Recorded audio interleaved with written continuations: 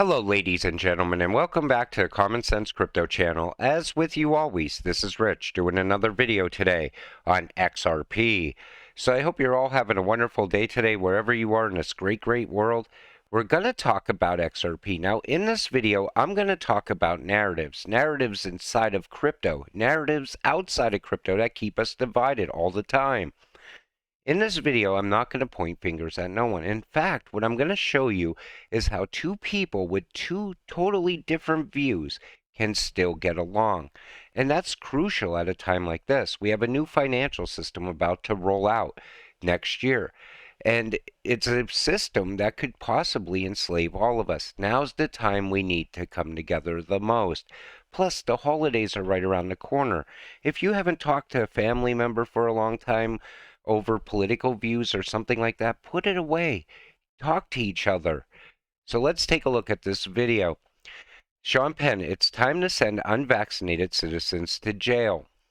I really feel that if someone chooses not to be vaccinated, that they should choose to stay home, not go to work, not have a job. As long as we're all paying for these streets, we got to ride on them safely.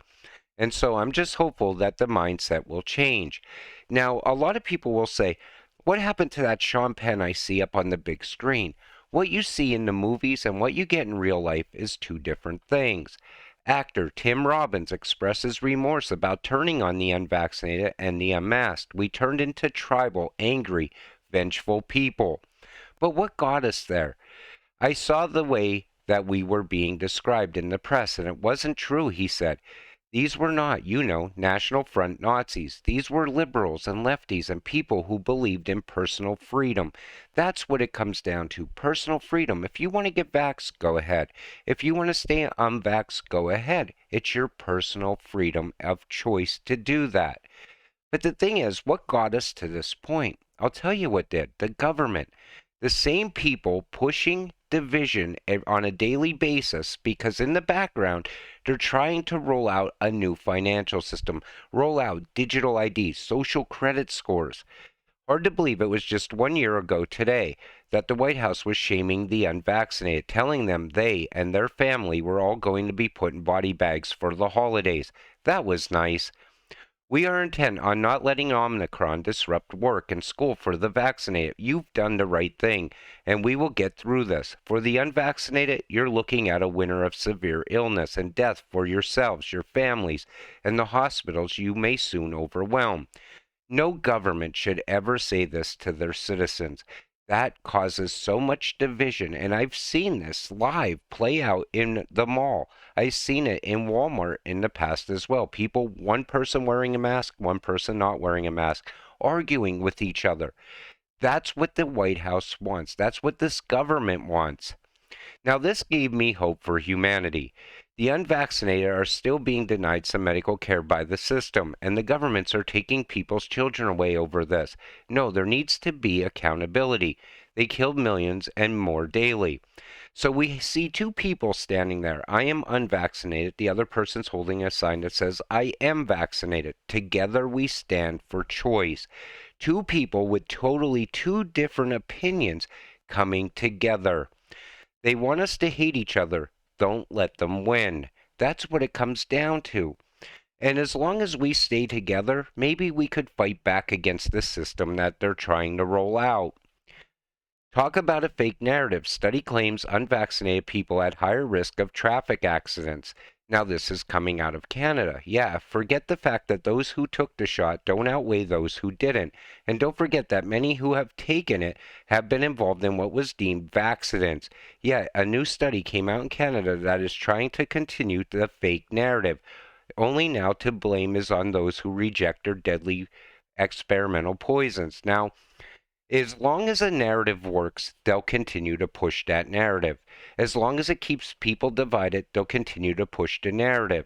That's why I'm telling you, there's no right or wrong here. It's a choice that people make. And if you don't agree with someone, who cares? At least you could still get along with that person. But they are okay with people pouring through the border unchecked and presumably unvaccinated. America will still demand proof of COVID vaccination to enter the country in 2023, making it the only country in the West. So if you come here from Europe, okay, you have to be vaccinated. But if you come through the southern border that's open 24 hours a day, 7 days a week, and thousands of people are pouring through it, it's fine not to be vaccinated. They don't care. You know why? Because it's such a double standard in this country. There was an unvaccinated climate change denier working for Ripple. There can only be sellouts working with XRP. And you take notice how they could take anything that's in the mainstream media news and tie it to Ripple and XRP. They'll take it and they'll spin it in the FUD and use it against the XRP community. Guys, we have a lawsuit. The head of the SEC Gov has just been called out for failing to do his job. Was this done to wipe away the lawsuit and give XRP the green light? What comes next? Congress removes Gary. Narrative flips. XRP demand increased significantly. And that's also a narrative. A lot of people believe the case is just a stage, like a sham. Other narratives are that XRP is being delayed to give JP Morgan to come up with an alternative to XRP. There's narratives in everything today.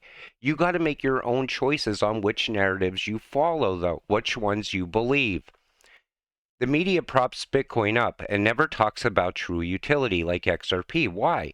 Because at the end of the game, they will need someone to dump the Bitcoin narrative on. They used to keep everyone distracted from buying the real winner, XRP. What about Satoshi's wallet? Now, for the normies of the world, the mainstream media news, whenever they're talking about crypto, they mention Bitcoin because that's what the people outside of crypto understand. They don't know what XRP is. They don't know what utility or use case is. But at some point, I don't know exactly when it's going to happen, the entire world will know what XRP is once it's moving all the world's money. Bitcoin maxis stop spreading FUD about XRP. Come on now. That will never happen. They will turn up the heat even more since Bitcoin would actually have to compete on a level playing field from that day forward. Reason why they run with this Bitcoin is not crypto nonsense narrative. Now, how many times have you heard Bitcoin is not crypto? It's something more. It's handed down from God, and if you don't invest in it, you're not investing in freedom. And the thing is, Bitcoin is crypto. And whatever narrative they try to push around Bitcoin, it always comes up with some sort of nonsense. Kind of like the way now the whole narrative is some sort of alternative society where Bitcoin is going to be the only currency accepted. That's never going to happen. But it sounds good when they're typing it out on crypto Twitter. And some people actually believe that's going to happen. But where do they get this from? Well, Michael Saylor, the fiat monetary system is brutally unfair. Bitcoin represents a life raft to billions of people. Does he believe what he says, though? Does he believe the narratives he pushes? And the reason I say that is because it seems Michael Saylor is selling off his Bitcoin steady away. 11,000 Bitcoin shipped out in the last 24 hours alone. That's 18,500 since the beginning of November. You think he knows something? Now Rich List Wallet 4 was number 3. So does he believe the narrative he's selling to his followers? You know how many times I heard him say, you need to take that second mortgage and buy Bitcoin. Sell your car and buy Bitcoin. Even if you're homeless, it doesn't matter as long as you're holding Bitcoin. But at the same time, he's selling off Bitcoin. So you can't follow narratives your whole life. Vitalik Buterin says XRP is completely centralized. So let's take a look. So he says XRP is still completely centralized. According to Buterin, for a project to be part of the crypto space, it needs to use cryptography and have some kind of chain data structure somewhere. He added that XRP hasn't apologized for writing to the U.S. government that Bitcoin and Ethereum were Chinese-controlled assets. So he's just trying to set a different narrative because he's still mad that somebody said Bitcoin and Ethereum were Chinese-controlled assets. But Ripple CTO reacts. In response, Ripple Chief Technology Officer David Schwartz criticized Buterin for not knowing the difference between Ripple and XRP. Schwartz tweeted that Buterin still doesn't understand or is pretending not to understand that Ripple is a company and XRP is a digital asset. Meanwhile, this is not the first time that Buterin will draw the ire of the XRP community. Earlier this year, he said XRP has lost its rights to protection from the crypto community because Ripple claimed China controlled Ethereum. Ripple's community alleged that Ethereum got a free pass from the Securities and Exchange Commission because of corruption. So it's always a back and forth narrative between the XRP community and Vitalik Buterin. But I feel that maybe he's afraid of this. When the SEC Gov versus Ripple case regarding XRP is done, watch Ethereum come next. And Gary Gensler himself has said Ethereum looks like a security. He better hope that Ripple wins this case. Maybe Gary will take his mind off of crypto for a while. Maybe he'll give crypto a break. But the thing is, in this video, we talked a lot about narratives. You got to think for yourself.